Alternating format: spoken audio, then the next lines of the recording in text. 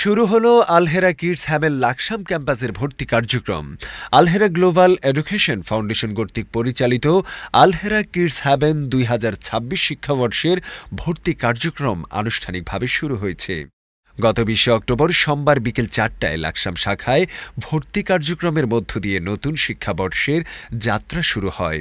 অনুষ্ঠানে উপস্থিত ছিলেন তামিরু মিল্লাত কামিল মাদ্রাসার সাবেক আরবি প্রভাষক, আলহেরা গ্লোবাল এডুকেশন ফাউন্ডেশনের চেয়ারম্যান, আলহেরা কিডস হ্যাভেনের প্রতিষ্ঠাতা পরিচালক ও প্রিন্সিপাল এবং জামিয়াতুল হেরার মোহতামিম উস্তাদ মাওলানা জাফর আহমদ মজুমদার।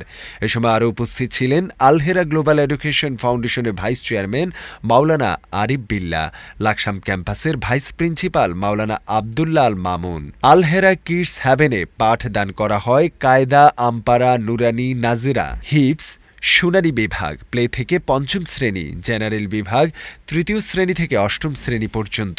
এই ধারাবাহিকতায় ২০২৬ শিক্ষাবর্ষে আধুনিক ও ইসলামী শিক্ষার সমন্বিত পরিবেশে নতুন শিক্ষার্থীদের বরণে প্রস্তুত পুরো আলহেরা পরিবার। আলহামদুলিল্লাহ, আল্লাহর শুকরিয়া। আমরা এই এলাকার সন্তান এবং আমরা চালাই না শুধু, আমাদের স্বপ্ন অনেক বড়। মাত্র গত বছর মিল্লাত থেকে বিদায় নিয়েছি, এখন আমাদের স্বপ্ন আমাদের অত্যাধুনিক দাওরা হাদিস মাদ্রাসা হবে এবং করে ফেলছি মিল্লাত থেকে বের হইয়া গত বছর, যেটার মধ্যে আমাদের চাচ্ছি সবগুলি জুব্বাওয়ালা হবে, ফাগরিওয়ালা হবে, লম্বা টুপিওয়ালা হবে, অনর্গল ইংরেজিও কথা বলবে, আরবিও কথা বলবে। কয় মাদ্রাসার দাওরা হাদিস ইন্টারের মধ্যে শেষ হয়ে যাবে, আলিমের মধ্যে শেষ হয়ে যাবে ইনশাল্লাহ। আমরা সেটাও করেছি। আমাদের স্বপ্ন আমরা ইউনিভার্সিটি করব, আমাদের স্বপ্ন আমরা ভিন্ন কারিকুলাম নিয়ে আসব।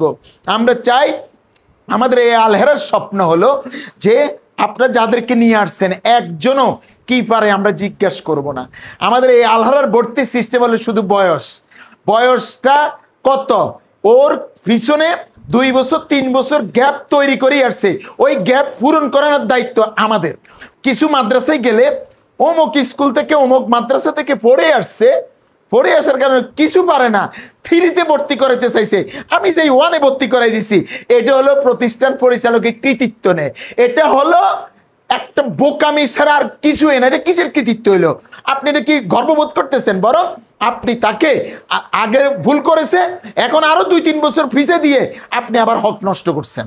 বরং কৃতিত্ব এটাই হইতো যে ওইখানে মা বাবা বুঝে নাই, শিক্ষক শিক্ষিকা বুঝে নাই, না বুঝে বয়স লস হয়েছে, এখন আপনি ফিল আপ করে দিবেন, এটা হলো আপনার কৃতিত্ব।